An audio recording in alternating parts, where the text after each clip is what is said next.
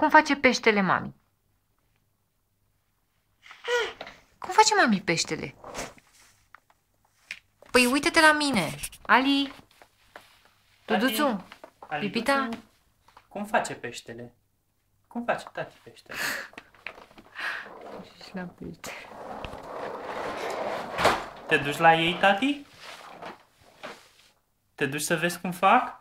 Cum face peștele? Ia spune. Și uite încoace.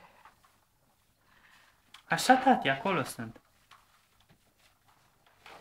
Aliduțu, hai, vii la tati aici? Nu vii? Cum face peștele? Ia spune-i lui tati. Așa, tati. Ali, dar porcul cum face mami? Cum face porcul, mami? Cum face porcul? Așa, tati. Duțule, Duțu, cum face mami maimuța? Ali, Duțu, cum face maimuța?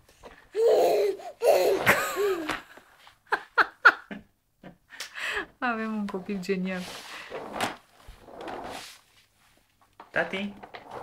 Auzi? Ali, Duțu, Duțu, Ali, lasă Aliduțu, papucii. tati. Ali, pss, pss. Aliduțu. Rățușca. Aliduțu. Băi, maimuța. Ali.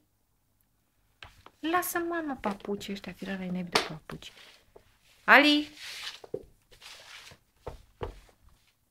Nu mai sunt papucii, gata. Ali, cum face elefantul, mami? Ali, cum face mami elefantul?